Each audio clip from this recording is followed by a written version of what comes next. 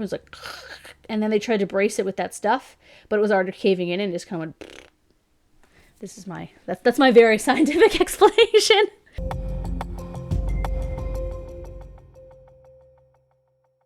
Hello, welcome to Sound and Fury Book Reviews. As usual, I am Tina. Today I am doing a book review / analysis of Our Mysterious Spaceship Moon by Don Wilson. This is a nonfiction book from 1975, so it is 10 years older than me.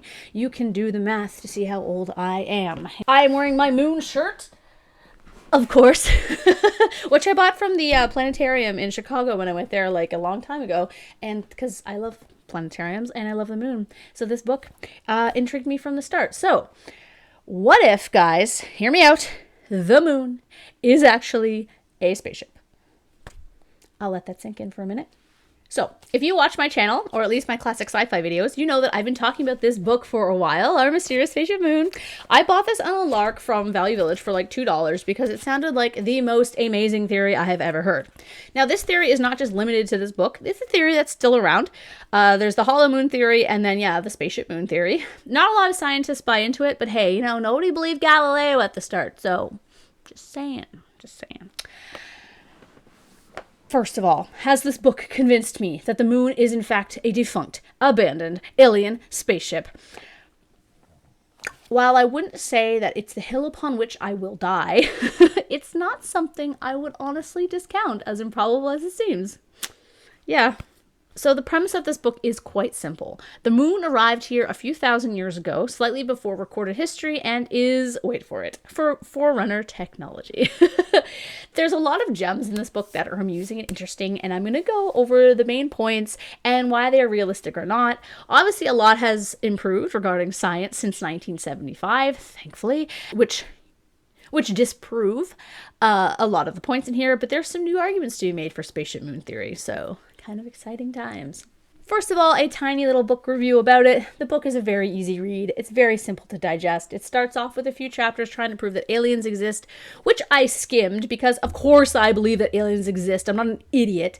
And then another long chapter about early astronomers seeing lights on the moon that I also skimmed because those people were using telescopes that are crappier than the ones they made for kids, and I don't really care what they saw in 1801. The main points about the moon being a spaceship are repeated in various approaches in later chapters, which was a good way to do it because it helped me remember everything. It like kind of built on the argument as it went along instead of just like dumping it all in one chapter. I'll just sum up a few of these points later. I'm not going to spoil all the fun for you if you ever find a copy of this book, which you should. I'm not sure why there's like an obelisk on the moon. Like there's no obelisks on there, but whatever. This cover is actually quite cool. But isn't it supposed to be on the moon? Then why is there a moon in the background? Who made this cover? Oh, it was 1975. They were probably like completely on acid. But that's fine. You know, you do you. What was I going to say? A lot of the evidence in this book, and I say evidence with like one quote, not two quotes, because it raises compelling arguments, but also is a bit reaching. So it's kind of like evidence. There were some small points that he raises or small kind of examples of weird phenomenon on the moon that he talks about as like proof that it's like not naturally created. But I'm not going to talk about all of those because you can Google them. The bridge in the Sea of Crisis, for example, he could not fathom how that was ever made, and science is kind of like, it's pretty obvious. And then the straight wall on the moon, which I had trouble looking up because apparently it was only a big deal in the 70s because we know now from better photographs of the moon that it's just a shadow. It's in the Rupes Recta escarpment. And yeah, if you look at a picture from like 1975, it definitely looks like a giant like wall, but it's actually just a shadow. So yeah. Okay, so I'm going to talk about some of the theories in this book because I find it really interesting, and anyone that's actually a hollow moon believer and a spaceship moon believer, you can post comments and correct me, that's fine. I only did like cursory research on this, and most of it's taken from this book because I don't have, 18 hours to do research on this theory, so if you want to learn more about it, you can Google it, or yeah, as I said, if anyone happens to watch this and wants to correct me, that's fine. And this is one of the examples where I'm like, yeah, correct me, please. But it has to be with science facts. You can't say that my shirt is not cool because my shirt is freaking cool. So there are kind of two facets to this theory. The first is the hollow moon theory, which has been around since H.G. Wells wrote about it in 1901, and some people still believe in it. And the second is the moon or isn't hollow, but likely is, and is an alien spaceship. So that's the basic gist of the theory. It's quite simple. So if you take anything from this at all, the book argues that the moon is a hollow-hulled spaceship made by aliens covered in dirt and rocks, with the Marias, which are the seas or basins in the moon that you can see, being spots where the spaceship had to patch damage to its hull. And then the book provides other evidence or unexplained phenomenon to back up these arguments. That's the gist of the book. I'm just going to go over like the main kind of point. So the biggest point for Don Wilson's case is how the moon formed. So at the time of publication, they had literally no idea or any truly plausible theory as to how the moon formed. They had a whole bunch of weird ideas. In truth, we still don't truly know, but the most widely accepted origin today is the giant impact theory. This posits that the moon formed about 4.5 billion years ago, not long after Earth, out of the debris from a giant impact between our planet and this hypothesized Mars-sized planet called Theia. The debris from this collision eventually formed into the moon and then receded into a wider orbit because of the tidal interaction with Earth. Part of Theia stayed on Earth, and the rest is also part of the moon. This is the theory now. They know this by dating the rocks and other components of the moon taken from the lunar missions. But as this book posits, they only took surface level samples. There were also some soil samples from 4.5 billion years ago and rocks from 3.6 billion years ago. Could rocks have simply landed on the moon over the years from other asteroid hits and etc.? I mean, totally sure. In fact, the book claims that the rocks are from somewhere else entirely. Not from Earth, anyway. Then again, we didn't have Mars samples at the time, so perhaps the rocks were from Mars, or various other comets or explosions of galaxy over that eventually tumbled into it. I mean, as we know how, a vacuum works, things just keep going until they hit something, and who knows, something could have spiraled from like 3 galaxies away and eventually landed on the moon. So it's a sad fact that counteracts this theory. But I think it's more fun to believe that the rocks landed on the moon as it made its journey from the alien world it was created on to us. Speaking of materials, the samples brought back from the moon contained chromium, titanium, and zirconium. Together, these create a surface that is mechanically strong and anti-corrosive. As such, it's an extremely poor heat conductor. Is this coincidence? Probably. But if you were to make a spaceship to spy on a heathen planet, wouldn't you make it out of material that would withstand the radiation of space and last a long time? I mean, you would, right? Then again, maybe the reason the moon is still around is because it's made of these materials. So, yeah, Apparently, according to this book, the moon is deficient in iron on its outer surface, but rich in that and titanium in the Maria, which shows that the inner hull of the moon is iron covered by moon dirt and rust, and the Maria are patchwork repairs to structural integrity issues. This is the argument.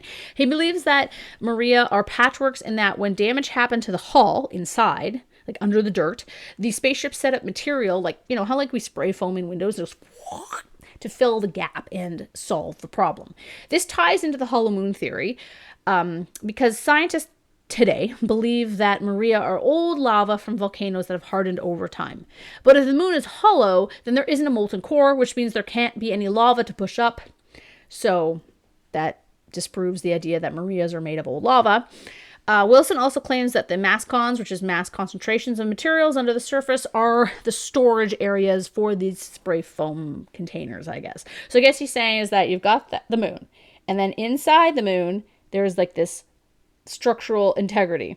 And then in little storage areas underneath are there to send spray foam up to patch any holes in the spaceship itself.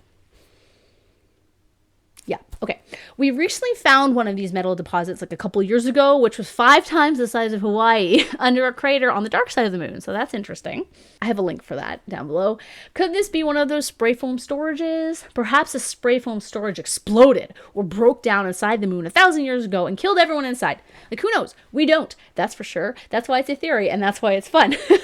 Wilson also claims that the reason there are far less Maria on the far side of the moon is because the side that faces us is the one that was the bow on its journey. So like your windshield of your car, it took the brunt of the damage from like little asteroids and bugs and things like that. Well, not space bugs, but you know what I mean. Of course, there is that massive crater on the far side of the moon, but who knows whether my theory of an accident within the spaceship caused a decompression. Maybe the accident was the hull itself, like a support beam broke, it was like, and then they tried to brace it with that stuff, but it was already caving in and just kind of went. This is that's my very scientific explanation. Also, I sense a novel forming with all of this information. I'm having some fun with this. Also, and this isn't in the book, but as recently as 2020, scientists have talked about how the moon is rusting. I've included a link to this below. Since they aren't sure why it's rusting, maybe it's because there is residual water and oxygen inside the moon, either for the occupants, originally, they're probably dead, but who knows, maybe they're still in there somewhere. Or it's there to run certain systems, and all of that is causing it to slowly rust from the inside out. Who knows, right? It could be. Okay, so I'm going to stop with all the points now because there's way more in the book. And if you know how to use Wikipedia. So if you want to look up more stuff about this, you can. All this to say is that the spaceship moon could have been created out of a planet or another alien moon and hauled out and be built and then was built as a ship. I mean, we have precedent for this in our science fiction, like Starkiller Base, for example, from Star Wars. So it's not like it's an unheard of idea. So I've got a couple bonus contents I want to talk about. First are pre-lunar people. So there are references to these pre-lunar people in ancient Greek historical documents, like Herodotus. Where is he? There he is. There's Herodotus. I haven't read this book in a million years. I'm actually not sure if he mentioned it, but that's the name I thought of when I read ancient Greek historians.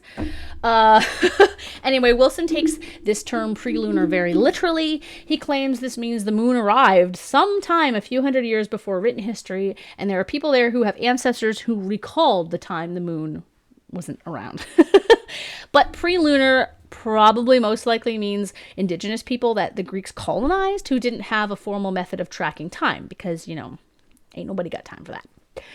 So another interesting concept from this book is these two scientists, Mikhail Vasin and Alexander Shcherbakov. I apologize. I can't speak Russian. These are Russian scientists that Wilson takes a lot of his theory from in this book. And in researching these guys, I found this article that basically updates the theory. And there's a new guy who makes these arguments, though like me, he says he doesn't really believe in it, but he finds it fascinating. And I really wish that guy had Twitter. I went on his webpage and I was like, oh, he has no social media. I was like, that would have been cool. So I'm going to wrap up by saying that a colossal necropolis is what Wilson calls the moon at one point, and that is the most amazing way to describe the moon, and that's what I'm going to say now. Instead of the moon, I'm going to say the colossal necropolis is waxing today. Whatever, I don't know what that means. I don't even know which one of these is waxing and waning. I guess waning means going away. I don't know. And B, I don't believe the moon is a spaceship. Really, but I really wish the moon was a spaceship. That would be the coolest thing ever. So yeah, I hope you enjoyed this theory. I'm not going to call it a crackpot theory because I think it's actually a kind of interesting and compelling theory. And if you ever get a chance to get a hold of our Mysterious Spaceship Moon, it's a really interesting kind of it's interesting the fact that it's got all this dated science from like the 70s that is fun to kind of like be like, no, that's wrong. But it's also got some points that, haven't been disproven today. And also I just think it'd be really cool if the moon was a spaceship. So yeah, again, if you've read this book, let me know in the comments. If you think it's interesting, let me know in the comments. If you are a hardcore believer of a spaceship moon, I definitely want to talk to you because I think that's the coolest thing ever. And I would totally welcome, any articles from reputable sites. Don't send me links on Reddit or something like that. I don't want to read Reddit forums, but like actual, with some citations, please. I will totally read that. And yeah, so I wonder if the moon's a spaceship.